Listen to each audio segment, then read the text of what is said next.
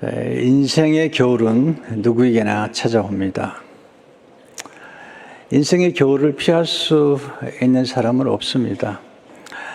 나의 앞에 장사가 없다, 그런 이야기를 들으셨을 겁니다. 모세도 시편 90편 10절에서 우리 연수가 70이요 강건하면 80이라도 그 연수의 자랑은 수고와 슬픔뿐이요 신속히 가니 우리가 날아가나이다. 누구에게나 겨울은 찾아옵니다. 다윗도 희망찬 봄과 그리고 뜨거운 여름을 거쳐 추수의 가을을 맞이했던 그가 이제 겨울을 맞이하게 됩니다.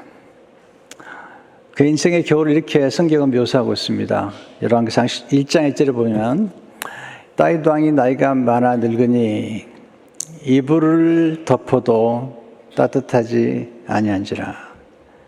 이제 그의 겨울이 찾아온 거죠. 다윗이 스스로 죽을 날이 임박한 걸 알고 이제 솔로몬에게 유언을 남깁니다.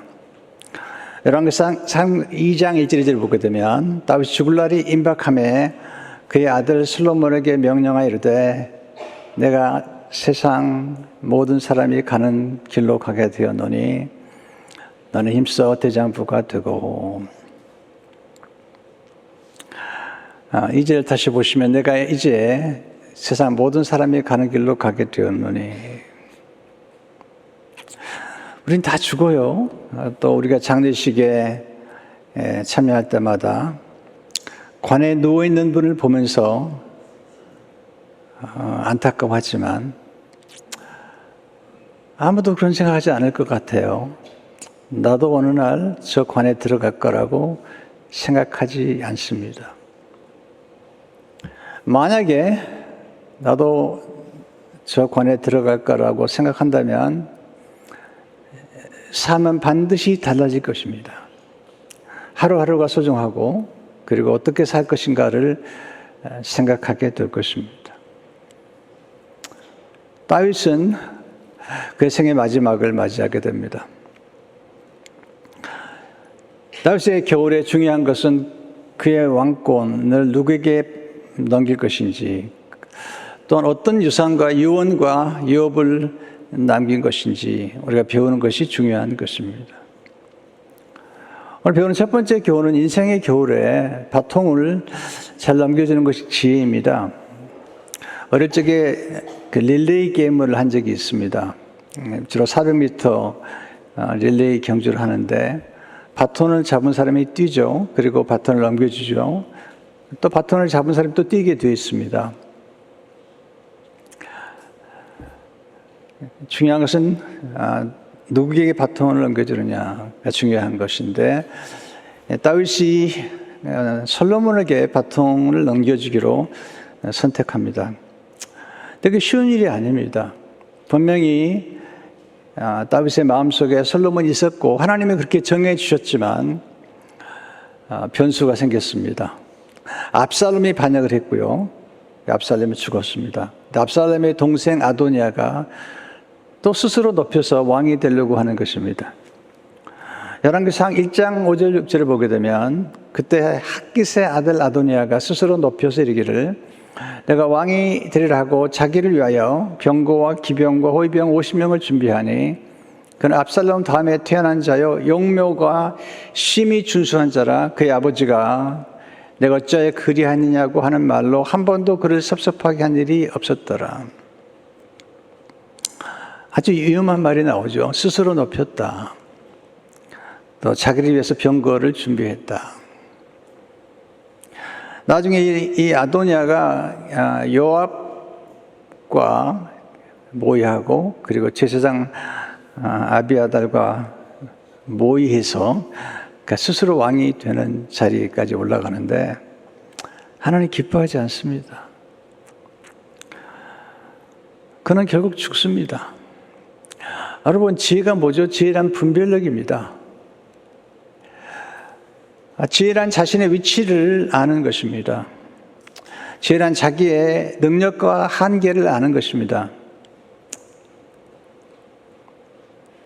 지혜란 하나님의 부르심을 아는 것입니다. 지혜란 무슨 일을 선택하고 결정할 때 먼저 하나님께 기도하는 것입니다. 지혜란 하나님보다 앞서지 않는 것입니다. 그런데 압살롬과 이 아도니아는 하나님보다 앞서갔고 그리고 기도하지 않았습니다. 그리고 그들의 능력과 한계를 몰랐던 것입니다. 여러분, 스스로를 높이는 사람을 하나님 기뻐하지 않습니다. 또 자신의 한계와 능력을 알지 못하는 것은 어리석은 것입니다. 겸손한 사람은 자신의 능력과 한계와 이치를 알고요. 하나님은 그런 사람들을 또 높여서 무한한 잠재력을 극대화시켜 주시는 것을 보게 됩니다. 압살롬과 아도니아가 반역을 도모하고 또 모의를 꾀할 때 기도하는 적이 없거든요. 이 소식을 들은 나단이 밧세바에게 얘기하고 밧세바가 왕께 나가서 아도니아가 지금 왕이 되는 일을 도모하는 걸 아십니까? 그때 다윗 왕이 밧세바에게 분명하게 얘기해 줍니다. 열왕기상 1장 30절에 보면 내가 이전에 이스라엘의 하나님 여호와를 가리켜 내게 맹세하여 이르기를 내 아들 솔로몬이 반드시 나를 위해 왕이 되고 나를 대신하여 내 왕에 앉으리라 했으니 내가 오늘 그대로 행하리라. 그래서 급히 지금 모의를 꾀하는 아도니아가 왕이 되려고 하는 그 순간이기 때문에 급히 이제 솔로몬을 왕으로 세웁니다. 열왕기상 1장 32절 35절을 보게 되면 다윗 왕이 이르되 제사장 사독과 선지자 나단과 여호야다 아들 분이야를 내 앞으로 부르라 하니 그들이 왕 앞에 이른지라 왕이 그들에게 이르되 너희는 너희 주의 신하들을 데리고 내 아들 솔로몬을 내 노새에 태우고 기온으로 인도하여 내려가고 거기서 제사장 사독과 선지자 나단은 그에게 기름을 부어 이스라엘 왕으로 삼고 너희는 뿔나팔을 불며 솔로몬 왕은 만세소를 합수하고 그를 따라 올라가라. 그가 와서 내 왕위에 앉아 나를 대신하여 왕이 되리라. 내가 그를 세워 이스라엘과 유다의 통치자로 지명하였느니라. 이 모의가 있으니까 급히 이제 결정을 해서 원래 계획된 대로 솔로몬을 후계자로 삼는 것을 보게 됩니다. 누구에게 바톤을 넘기느냐가 중요하죠. 모세는 여호수아에게 바톤을 넘겼고요. 엘리야는 엘리사에게 바톤을 넘겼습니다. 사도 바울은 그의 영의 아들 디모데에게 바톤을 넘겼습니다. 지혜란 다음 세대를 생각해서 바통을 잘 넘겨주는 것입니다. 그때 바톤을 넘겨받은 사람의 특징이 하나 있습니다. 그들은 바톤을 넘겨줄 때 주로 화평의 사람에게 넘겨주는 것을 보게 됩니다. 솔로몬의 이름은 히브리어로 셀로모인데 이 단어의 뿌리는 샬롬입니다. 평화의 사람. 또 하나님께서 솔로몬의 다른 이름을 주셨는데 그 이름은 여디디아라는 이름인데 여호와께 사랑을 받는 자라는 이름의 뜻이에요. 바톤을 넘겨줄 사람은 온유한 사람, 온순한 사람입니다. 다윗은 굉장히 강력한 카리스마를 받았던 사람이고 피를 많이 흘렸던 사람인데 하나님이 이제는 그렇지 않아도 된다. 솔로몬 같은 평화의 사람, 또 특별히 바통을 넘겨줄 사람은 지혜와 지식의 사람입니다. 여러분, 지혜와 지식의 사람은 누구죠? 겸손한 사람이에요. 겸손하지 않으면 지혜로울 수가 없어요. 겸손하지 않으면 지식을 얻을 수 없어요. 교만한 사람들은 공부하지 않아요. 교만한 사람들은 다른 사람의 말을 경청하지 않아요. 그래서 계속 어리석어져 가는 것입니다. 제가 왜 교육을 강조하죠? 끝없이 공부하는 사람들은 겸손한 사람들이에요. 내가 아직도 부족하다고 생각하기 때문에 책을 읽고 성경을 읽고 묵상하고 그리고 겸허하게 멘토들에게 배우는 것입니다. 솔로몬이 1000번제를 드렸더니 하나님께서 솔로몬에게 내가 네게 무엇을 주랴. 그때 솔로몬이 겸손하게 얘기하죠. 제가 지혜와 지식이 부족합니다. 제게 왕권을 맡기셨는데 제게 필요한 건 지혜와 지식입니다. 적대 하 1장 9절 10절을 보니까 여호와여 하나님이여 여호와 하나님이여 원하건대 내 아버지 다윗에게 허락하신 것을 이제 굳게 하옵소서. 주께서 나를 땅에 티끌같이 많은 백성의 왕으로 삼으셨사오니 주는 이제 내게 지혜와 지식을 주사 이 백성 앞에서 출입하게 하옵소서. 이렇게 많은 제 백성을 누가 능히 재판하리? 저는 이렇게 많은 백성을 재판할 능력이 없습니다. 하나님의 지혜와 지식을 주십시오. 그렇게 하나님 앞에 기도하고 있습니다. 다윗은 후계자라는 의식이 솔로몬에게 있었고요. 그는 아주 교모한 사람입니다. 여러분, 바울은 강력한 카리스마를 가진 사람이에요. 아주 강력한 카리스마죠. 또 모세도 강력한 카리스마죠. 그런데 놀라운 사실 아십니까? 그의 후계자들은 강력한 사람들이 아니에요. 모세는 여호수아에게, 그리고 다윗은 아주 온유한 디모데를 후계자로 선택합니다. 똑똑한 사람이 아닙니다. 잘난 사람이 아니에요. 스스로 뭔가를 할 수 있다는 사람이 아니에요. 디모데는 약간 두려움이 많은 사람이에요. 여호수아도 마찬가지죠. 근데 그렇기 때문에 그 하나님 의지하는 사람들을 세웠던 거죠. 첫째로 아름다운 유산을 남기는 것이 지혜죠. 인생에 겨울이 오면은 모으고 축적하는 때가 아니에요. 모으고 축적하는 때는 이제 인생의 가을. 겨울이 되면 이제 남기고 넘겨주는 계절이에요. 남기고 넘겨주는 계절이에요. 비우는 계절이에요. 물론 요즘 이제 고령화가 돼서 뭐 120세까지 살고 어떤 사람은 150세까지 살겠다 그러는데, 여러분 나이가 들면 언제 죽을지 몰라요. 어느 날 훅 가는 거예요.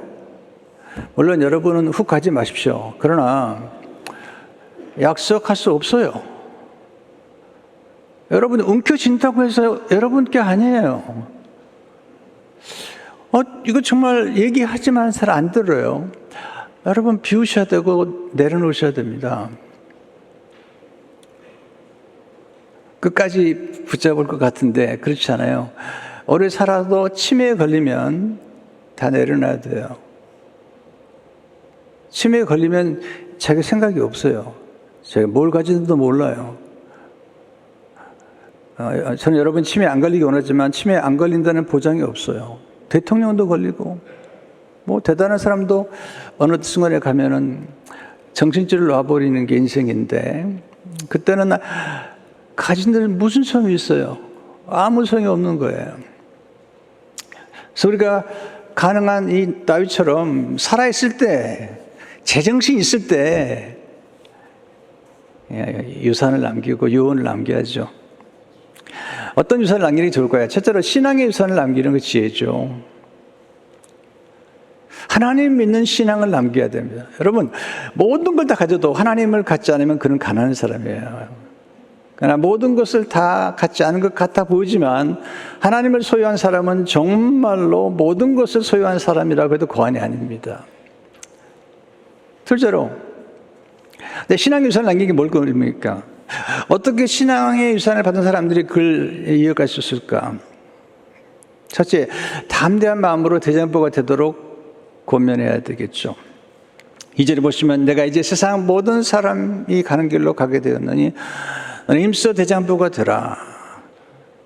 이거 성숙한 사람 얘기하고요. 하나님 의지하는 가운데 대장부가 되는 거예요.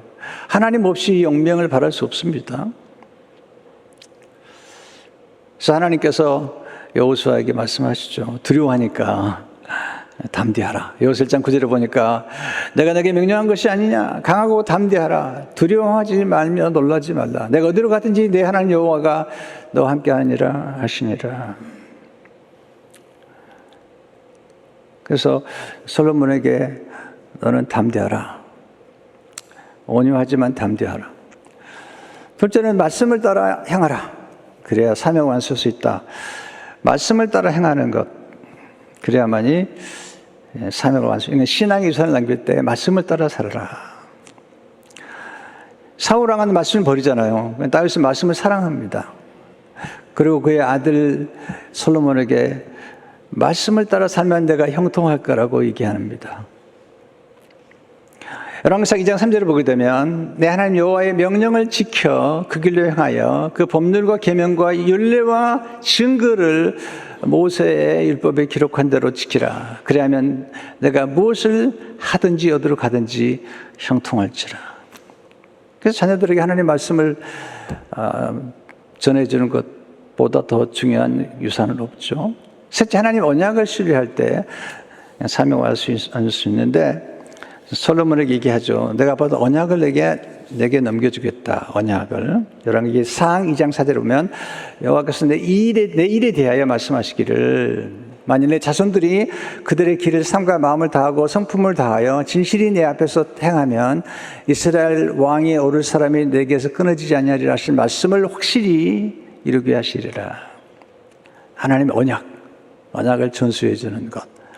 하나님의 약속을 전수해 주는 것. 성경에 약속이 많잖아요. 그래서 그 약속은 하나님의 명예를 걸고 하나님의 능력을 걸고 주신 약속들이기 때문에 그 약속을 이어주는 게 중요한 겁니다. 신앙의 유산을 넘겨주는 것. 둘째, 성전을 세우는 요원을 남기는 것이 지혜입니다. 성전을 세우는 것. 다윗이 원했던 것은 성전 건축인데 하나님은 그에게 허락하지 않으셨어요. 그 이유를 역대상 22장 6절에서 9절에 이렇게 얘기하고 있죠. 다윗이 그의 아들 솔로몬을 불러 이스라엘 하나님 여호와를 위하여 성전 건축하기를 부탁하여 다윗이 솔로몬에게 이르되 내 아들아 나는 내 하나님 여호와의 이름을 위하여 성전을 건축할 마음이 있었으나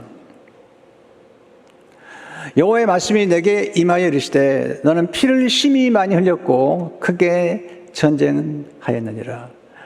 내가 내 앞에서 땅에 피를 많이 흘렸은즉 내 이름을 위하여 성전을 건축하지 못하리라. 보라, 한 아들이 내게서 나리니 그는 온순한 사람이라. 내가 그로 주변 모든 대적에게서 평온을 얻게 하리라. 그 이름을 솔로몬이라 하리니 이는 내가 그의 생전의 평안과 안일함을 이스라엘에게 줄 것임이니라. 솔로몬은 온순한 사람이죠. 여러분, 온순한 사람은 약한 사람이 아니고요. 평화롭고 차분한 사람, 유순하고 부드러운 기질을 소유한 사람을 의미합니다. 다툼을 즐기지 않아요. 화평을 즐기고 고요함을 즐기는 사람, 안정과 평화를 가져오는 성품, 이게 중요한 것입니다. 다윗의 위대한 점은 뭐냐면 다윗이 본인이 성전을 건축하지 못하더라도 성전 건축에 필요한 모든 자원을 다 동원해서 솔로몬에게 넘겨주는 거예요. 이게 다시 훌륭한 점이죠. 우리는 자기 이름이 안 드러나면 뭐든지 안 하려고 그러잖아요. 내 이름이 드러나야 된다고 생각하잖아요. 솔로몬에게 다윗이 성전을 건축을 맡길 때 솔로몬에게 맡긴 모든 것들은 다윗이 준비하는 거예요. 자기가 볼 수 없는 거예요. 자기가 누릴 수도 없는 건데 미리 준비해 넘겨주죠.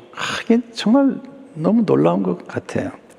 역대상 22장 14절에 16절을 보게 되면 내가 환난 중에 여호와의 성전을 위하여 금 10만 달란트와 은 100만 달란트와 녹과 철을 그 무게를 다 수 없을 만큼 심히 많이 준비하였고 또 제목과 돌을 준비하였으나 너는 더할 것이며 또 장인이 기술자들입니다. 내게 많이 있나니 그 석수와 목수와 온갖 일에 익숙한 모든 사람이니라. 금과 은과 녹과 철이 무수하니 너는 일어나야 일하라. 여호와께서 너와 함께 계실지로다 하니라. 제가 늘 강조하죠. 지도자는 4가지 자원을 동원해야 된다. 첫째는 지적 자원이죠. 그래서 하나님께서 받은 성전의 식양을 아들에게 넘기죠. 두 번째 자원은 인적 자원인데 성전을 건축할 수 있는 그 당시에 탁월한 기술자들을, 장인들을 준비했고, 세 번째 물질이죠. 과업을 성취하는데 물질 없이 어떻게 과업을 성취해요? 네 번째는 영적 자원이죠. 하나님께 기도했고 또 기도하라고 권면하고 있습니다. 다윗은 솔로몬과 그의 신하들에게 성심을 다해서 성품을 다해서 성전을 건축하라. 역대상 22장 19절에 보니까 이제 너희는 마음과 뜻을 바쳐서 너희 하나님 여호와를 구하라.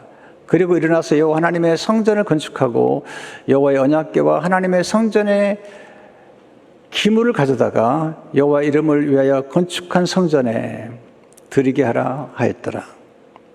다윗은 성전을 너무 사랑했고요. 성전을 건축하도록 권면했습니다. 지금은 성전 시대가 아니죠, 구약에. 그러나 지금은 교회 시대죠. 지금 예수님이 오신 다음부터는 이제는 성전보다 중요한 게 교회죠. 그래서 요한복음 2장 22절을 보게 되면 그러나 예수는 성전된 자기 육체를 가리켜 말씀하신 것이에요. 예수님이 성전이세요. 그리고 예수님이 세우신 교회가 이제는 성전이죠.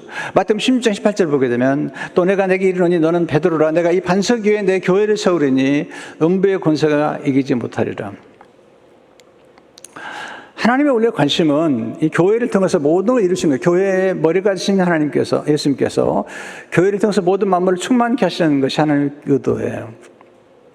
에베소 1장 22절 3절을 보세요. 또 만물을 그의 발 아래 복종하게 하시고 그를 만물 위에 교회의 머리로 삼으셨느니라. 교회는 그의 몸이니 만물 안에서 만물을 충만하게 하신 이의 충만함이니라. 원래 하나님의 뜻은 이 교회를 통해서 모든 만물을 충만케 하는 거예요.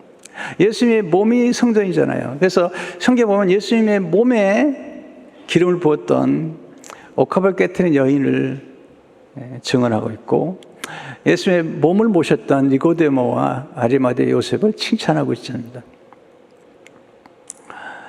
지금도 마찬가지예요. 하나님께서 교회를 통해서 일하시잖아요. 교회는 우주적 교회가 있죠. 예수님이 머리가 되시고. 그러나 또한 이 지역 교회가 있는 거예요. 지역 교회, 로컬 처치들. 지금 LA도 교회가 많잖아요. 예수님은 교회의 머리로서 이 우주적 교회를 통치하고 싶은 뿐만 아니라 요한계시록 보게 되면 지역 교회를 돌아보시면서 지역 교회를 칭찬하기도 하고 책망하기도 하는 거예요. 교회가 다 똑같지 않아요. 칭찬받는 교회가 있고 책망받는 교회가 있는 거예요. 좋은 교회도 있고 나쁜 교회도 있는 거예요. 아무 데나 교회를 나가도 된다고요? 그렇지 않아요. 아무렇게나 교회를 세워도 된다고? 그렇지 않아요. 교회를 사랑하셔야 돼요. 저는 가능하면 성도들에게 늘 얘기하죠. 가능하면 교회를 통해서 일하시라고. 교회를 통해서. 자기 이름을 드러내지 말고 교회의 이름으로 구제도 하고 선교도 하고 사람도 키우면 좋겠다고 말씀드려요. 왜? 그러면은 하나님이 다 아시거든요. 근데 자기 이름을 자꾸 드러내는 분들 계세요. 하나님 기뻐하지 않으세요. 다 하나님이 주신 건데 하나님의 교회를 통해서 일하고 그리고 하나님의 영광을 드리면 얼마나 기뻐하시겠어요. 그렇다고 하나님 모르시겠습니까? 교회를 통해서 한다고 사람들도 모르겠습니까? 다 알아요. 그러나 그 자세가 중요한 거거든요. 어떤 분은 교회에다가 뭘 하면 안 된다 이렇게 생각하는 분이 계신데요. 성경이 맞아요. 성경으로 돌아가셔야 됩니다. 교회의 성전을 건축할 때도 성전을 건축한다는 것은 하나님의 공동체가 양육받고 선교하고 교제하고 키울 수 있는 그런 틀을 마련하는 건데 얼마나 중요해요. 그래서 교회 성전 건축할 때도 헌금을 하는 거예요. 여러분 물질이 가는 곳에 마음이 가는 거예요. 여러분 누군가를 사랑해 보세요. 돈을 안 써요? 여러분 손주들에게 돈 안 써요? 여러분 자녀들 돈 안 써요? 여러분 진짜 교회를 안다면 교회에 헌신하지 않겠습니까? 예수님은 교회를 위해서 핏값을 지불하셨어요. 예수님께서 교회 핏값을 지불하셨어요. 사도행 20장 28절을 보세요. 여러분은 자기를 위하여 또는 온 땅 양떼를 위하여 삼가라. 성령이 그들 가운데 여러분을 감독자로 삼고 하나님의 자기 피로 사신 교회를 보살피게 하셨느니라. 자기 피로 사셨어요. 하나님의 자기 피로, 예수 그리스도의 피로 얼마나 값을 지불했나 몰라요. 또 지금 우리는 교회를 세워가고 있는 거예요. 공동체 안에서 교회를 세워나가고 있는 것입니다. 교회가 건물이 아니라고 주장하면 계속, 오케이, 그러면 이해는 돼요. 그러면 여러분은, 집에서 살지 않습니까? 건물에 살지 않습니까? 전 논리적으로 설명하는 거예요. 이미 교회나 한국교회 가운데 그래도 건물이 있는 교회가 오래 갔어요. 건물이 없는 교회는 쉽게 사라졌습니다. 팬데믹 기간 동안에 10,000개의 교회가 사라지고, LA 지역, 오렌지 카운티 지역만 해도 1,000개가 사라졌습니다. 그래도 건물이 전속하는 교회는요, 그나마 남아있는 거예요. 제가 건물을 강조하는 게 아니면 오해하지 마세요. 그러나, 그렇게 주장하는 분들을 보면 때로는 참 안타깝다는 생각이 들어요. 분명히 주님 말씀하셨죠. 내 부활을 천국에 쌓아두라는 거예요. 여러분, 천국을 믿는 사람 같으면 천국의 부활을 쌓아두는 거예요. 천국의 부활을 쌓는 게 뭐죠? 그게 구제하는 거예요. 그게 선교하는 거예요. 영혼을 구원하는 거예요. 하나님의 나라를 위해서 쓰임받는 거예요. 그러면 천국에 쌓아두는 거예요. 천국을 믿습니까? 그렇다면 천국에 쌓아둬야죠. 이 땅에 모든 것이 끝났다고 생각한다면 안 하겠지만은 천국에 가서 부끄럽지 않으려면 쌓아둬야죠. 그리고 하나님은요, 천국에 쌓아두는 걸 그냥 두지 않으세요. 필요할 때마다 이 땅에 사는 동안에도 하늘문을 여시고 필요할 때마다 부어주시는 거예요. 이게 11조예요, 11조. 성도 여러분, 다윗을 배우셔야 됩니다. 그래, 출애굽기를 보시고요. 신약의 성도들을 보십시오. 신약은요, 11조가 아닙니다. 예수님께서 자신을 드린 것처럼 신약의 성도들은 모든 걸 드렸어요. 모든 것. 제자들은 모든 걸 드렸어요. 그게 놀라운 것입니다. 우리는 특권을 누리고 싶어 하지만 특권에 따르는 책임과 의무를 감수하지 않아요. 우리가 받은 은혜가 얼마나 놀랍다는 걸 정말 안다면 우리가 하나님께 드릴 수 있고 나눌 수 있는 것은 사실은 너무나 적은 거예요. 그래서 교회를 섬기는 분들을 가끔 볼 때마다 감동을 받아요. 목사님 너무 죄송해요. 적게 해서. 받은 은혜가 너무 큰데 너무 적게 해서 죄송해요. 그런 말을 듣을 때마다 이제 감동이 돼요. 에베소 2장 20절 22절을 보게 되면 너는 사도들과 선지자들의 터 위에 세우심을 입은 자라. 그리스도 예수께서 친히 모퉁이 돌이 되셨느니라. 그 안에서 그물마다 서로 연결하여 주 안에서 성전이 되어가고 너도 성령 안에서 하나님의 거하실 초소가 되기 위하여 그리스도 예수 안에서 함께 지어져 가느니라. 우리가 함께 지어져 가는 거죠. 셋째로 예배의 유업을 남기는 것이 지혜입니다. 다윗이 솔로몬 왕을 세운 그런 과정에서 모든 방법과 지혜를 모아놓고 예배를 잘 드려야 된다. 그게 역대상 23장 1절과 5절에 보시면 다윗이 나이가 많아 늙음에 아들 솔로몬을 이스라엘 왕으로 삼고 이스라엘 모든 방백과 제사장과 레위 사람을 모았더라. 레위 사람은 30세 이상으로 기수하니 모든 남자의 수가 38,000명인데 이 중에 24,000명은 여호와의 성전의 일을 보살피는 자요 6,000명은 관원과 재판관이요 4,000명은 문지기요 성전의 문지기만 4,000명이요 4,000명은 그가 여호와께 찬송을 드리기 위해 만든 악기로 찬송하는 자들이야. 성가대원이 4,000명이에요. 우리 이부 성가대 4,000명 만드세요. 성가대가 연주하는 사람만 4,000명인 거예요. 그리고 이런 예배 시스템이 나중에 느헤미야까지 쭉 흘러가는데 다윗이 위대한 일을 한 겁니다. 하나님을 정말로 예배할 수 있도록 이렇게 준비하는 거예요. 하나님 너무너무 기뻐하시는 거예요.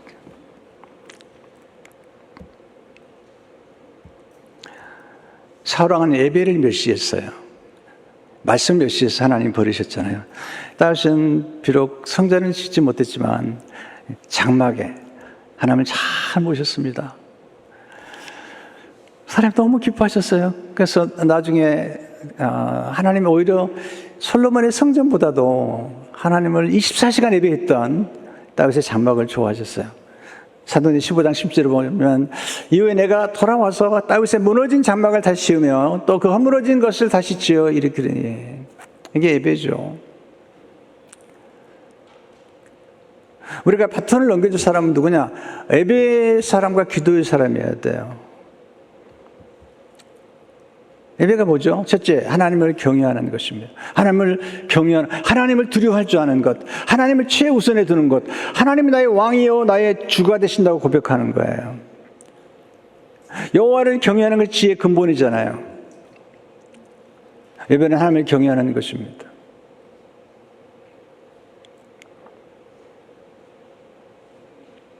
그래서 예배는 최우선에 둬야 돼요. 예배 드릴 때도요, 우리가 사실은 주일날 예배 모이더라도 시간을 잘 지키셔야 됩니다. 사람을 만나러 갔다 시간을 안 지키는 사람들을 싫어하는 사람 보거든요. 근데 우리가 하나님을 만나러 오는 거잖아요. 하나님 먼저 기다리고 계시잖아요. 예배 시간에 늦는 걸 너무 당연하게 생각하시는데요. 그것도 바람직하지 않습니다. 사람과 약속도 조금 늦어지면 연락도 하고 그러는데 어떤 분은 사람 약속 안 지키면 그냥 끝내버리더라고요. 약속 안 지킨 사람하고는, 나는 시간 약속을 안 지킨 사람하고는 교제를 안 하겠다는 거죠. 시간이 얼마나 중요한가 하기 때문에. 근데 우리가 예배 드리는 예배 시간은 하나님께 예배하는 거예요. 학교 가는 것은 서둘러 가게 만들고, 주일날 예배 드리러 가는 것은 너무 소홀히 생각하지는 않으시는지요? 여러분에게 죄책감을 드리는 게 아닙니다. 제가 함께 생각해 보고 싶은 겁니다. 생각해 보면 좋을 것 같아요.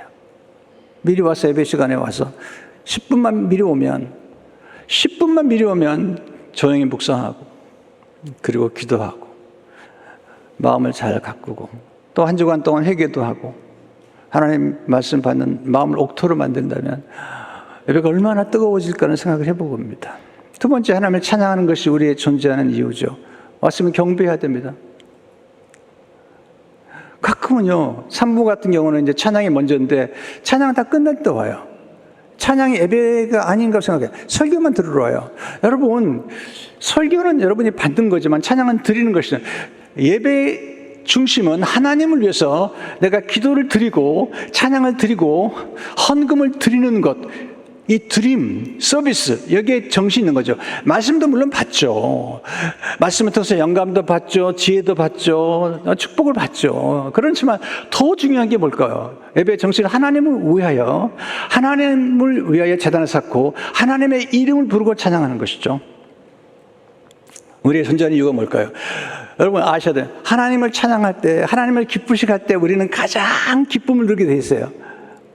한번 경험해 보세요. 여러분 하나님을 찬양하고, 몰입해서 하나님을 찬양하고, 하나님께 연주하고, 그리고 하나님을 높여드릴 때 우리 내면 깊은 영혼이 춤을 춰요.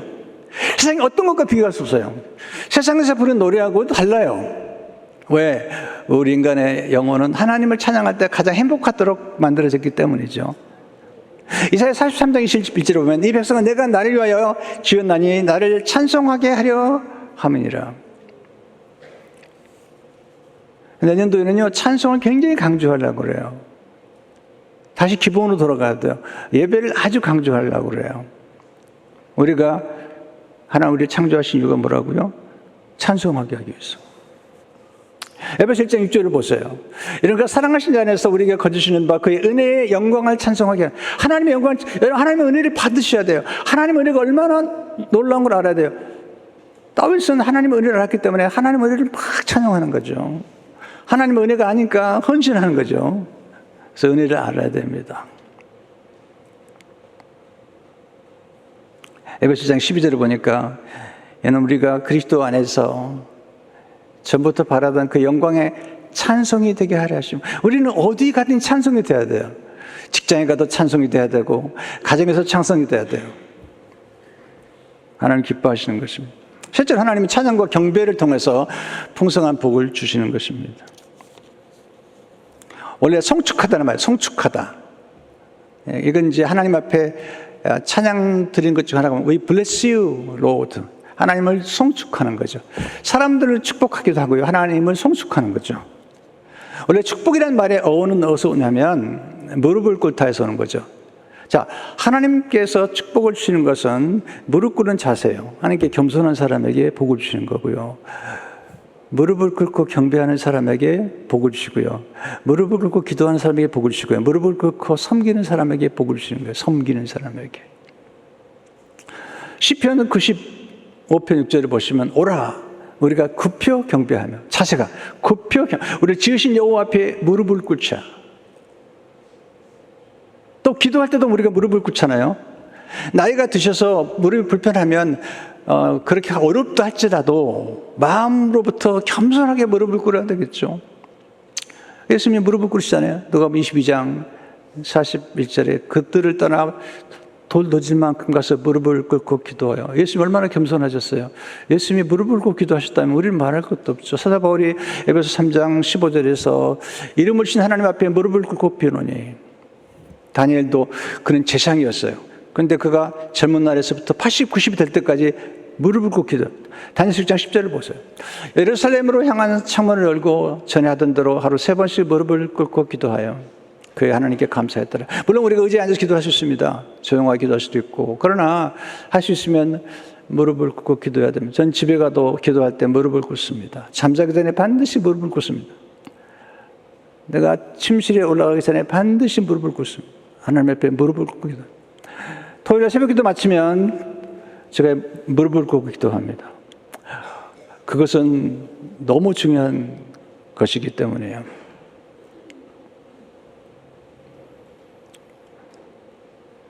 마지막으로 인생의 겨울에 끝마무리를 잘하는 것이 끝마무리를 잘하는. 다윗은 지혜로운 사람이죠. 세 가지를 얘기해요.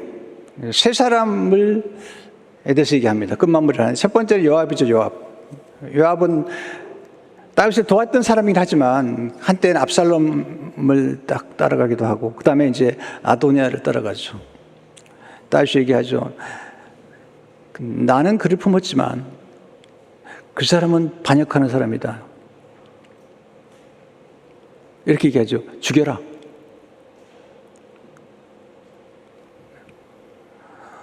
그럼 이 끝마무리 하는 거예요. 끝마무리 하는 거예요. 왜냐하면 다윗은 그를 품을 만한 그릇이 됐던 거죠. 그렇지만 솔로몬은 아직 어리지 않느냐. 두 번째 시므이지, 시므이. 시므이가 다윗을 저주했어요. 돌을 던졌어요. 다시 죽이지 않습니다. 압살롬의 반역으로 돌아올 때도 시므이가 와서 용서해달라니까 용서해 줍니다. 그런데 그 사람은 살려둘 사람이 아니거든요. 솔로몬에게 얘기했죠. 시므이를 조심해라. 그래서 솔로몬이 당장 죽이진 않아요. 예루살렘을 떠나면 일종의 말하면 가택연금 같은 거예요. 떠나면 죽이겠다는. 근데 종이 도망가니까 잡으러 갔다가 2년 만에 잡으러 갔다가 솔로몬에서 죽죠. 네, 이렇게 정리를 해줍니다. 끝마무리를 잘해주는 거예요. 근데 거기서 끝마무리만 하자는 게 아니고 세 번째가 중요한데 은혜를 베풀 사람을 알려줍니다. 내게 은혜를 베푼 사람에게 은혜를 베풀어라. 그게 바르실레라는 사람이죠. 열왕기상 2장 17절을 보게 되면 마땅히 길앗 바르실레의 아들들에게 은총을 베풀어 그들이 내 상에서 먹는 자 중에 참여하게 하라. 내가 내 형 압살롬의 낯을 피하여 도망할 때 그들이 내게 나왔느니라. 압살롬의 낯을 피해서 도망갈 때 그때 진짜 아무것도 없이 머리를 풀고 그리고 눈물 흘리면서 맨발로 가는 길에 바르실레가 찾아왔거든요. 네, 왕의 침상과 왕이 드실 음식과 이불을 가지고 찾아온 거죠. 얼마나 감격스럽겠어요. 그래서 이제 돌아가는 길에 바르실레에게 얘기합니다. 제가 모시겠습니다. 이렇게 큰 은혜를 베풀었으니까 왕궁으로 돌아가십시다. 제가 모시겠습니다. 바르실레가 참 겸손합니다. 제가 한 건 아무것도 없습니다. 왕이시여, 제가 한 건 아무것도 없습니다. 지금 제 나이에, 이제 제 나이가 80, 90이 넘어가는데, 요즘 80, 90은 이제 젊은 나이지만 그 당시에 이 나이에 내가 먹어도 맛이 없고, 자도 자는 것 같지 않은데, 내가 왕의 짐밖에 될 수가 없습니다. 만약에 혹시 은혜를 베푸시려면 내 아들을 좀 돌보시면 어떻겠습니까? 그래서 바르실레의 아들들을 데려갑니다. 그러면서 솔로몬에게 얘기하는 거예요. 솔로몬아, 바르실레의 아들들에게 은총을 베풀어라. 여러분, 이 땅에 사신 동안에 은총을 베푸세요. 덕을 베푸세요. 좀 나눠주세요. 밥 좀 사세요. 밤낮 얻어먹으려고 그러고. 그러면 안 되는 거죠. 대접을 하세요. 나눠주세요. 덕을 베푸세요. 저는 우리 교회가 성장하면서 늘 생각하는 게 뭐냐면 나눠주는 교회가 돼야 된다. 섬겨야 된다. 이번에도 상공사공 목회자들이 우리 교회를 방문했어요. 정말 최선을 다해 섬겼어요. 얼마나 이미 목회 어려운지 몰라요. 나는 이번에도 그 목사님들 뵈면서 이렇게 고생하면서 미국에 와서 유학까지 오신 분들이 이렇게 고생하면서 왜 이 길을 가는 걸까 도대체. 너무너무 고생하는 거예요. 이게 쭉 돌아가면서 이제 목회 사역을 나누는데 목사님이 눈물 흘리면서 너무너무 어려운 일을 만나다가 왔다는 거예요. 왜냐니까 교회 몇 명 안 되는데 한 가정이 떠났대요. 또 떠날 때 그냥 떠나지 않습니다. 이민교회는 그냥 욕을 하고 떠나는 거죠. 여러분 떠날 때 그냥 떠났어요. 근데 너무너무 가슴이 아파서 자기 애들이 볼까 봐 애들 앞에서 못 울겠더래요. 그래서 집을 나가가지고 밖에서 한참 울다가 집에 들어왔대요. 사모는 집에서 울고 자기는 밖에서 울고 애들 앞에서 울 수가 없어가지고. 우리가 그분들을 섬기면서 많이 위로해드렸습니다. 정말 우리 장로님들, 교인들이 성도들을 많이 협력하셔서 정말 위로해드렸습니다. 돌아가는 길에 눈물로 감사를 표시했습니다. 그리고 저는 정말 기뻤습니다. 섬길 수 있다는 게 얼마나 좋은지. 이번에 다시 힘을 얻었습니다. 다시 해보겠다고. 다시 해보겠다고. 얼마 전에 제가 육체 가시에 관한 설교를 한 적이 있습니다. 설교가 아니라 먹고 쓰시는 보낸 적이 있잖아요. 그랬더니 한 이민교회 목회자가 저한테 연락을 했어요. 목사님, 육체 가시는 찌르는 거지만 저는 육체 가시로 목회하는 게 아니라 가시밭에서 목회를 하고 있습니다. 가시밭에서 목회를 하고 있대요. 날마다 찔려서 목회해서 하는 거예요. 너무 그럴 때마다 막 가슴이 아파요. 가슴이 먹먹해지는 거죠. 저도 이제 이민 목회를 마감할 때가 점점 가까워오는데요. 여러분, 정말 이제 우리가 바톤을 잘 터치할 때잖아요. 여러분, 목회자가 똑똑하다고 잘하는 게 아닙니다. 똑똑하면 사고 치는 거예요. 압살롬 보세요. 얼마나 잘생겼어요. 여러분, 얼굴 잘생겼다고 뽑지 마세요. 큰일 나는 거예요. 큰일 나는 거예요. 네. 사고 치는 거예요. 똑똑한 사람은 오래 있지도 않아요. 저를 보세요. 못생겼잖아요. 갈 데가 없는 거예요, 저는요. 갈 데가 없으니까 목회를 하는 거예요, 이렇게.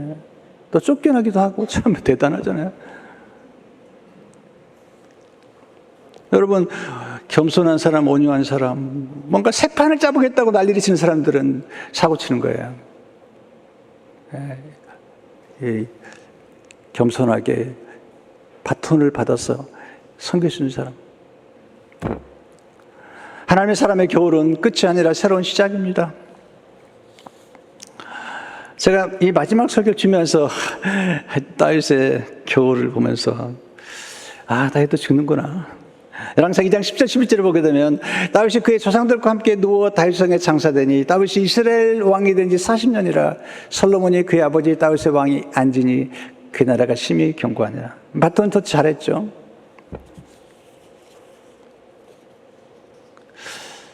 근데 이제 솔로몬의 마지막 겨울이요. 문득 그런 생각이 딱 떠오르는 거예요, 머릿속에. 겨울, 저녁 노을 같다. 노을이요, 아침에도 노을이 있어요. 해가 뜰 때도 노을이 있습니다. 아주 아름답잖아요. 휘황찬란한데, 저녁 지는 노을도 아름답잖아요. 근데 지는 노을은 아름답지만 쓸쓸해요. 다윗이 그 영광스러운 그가 아름답게 그렇지만 쓸쓸하게 사라지는 거죠. 너희 아셔야 됩니다. 다윗이 끝이 아닙니다.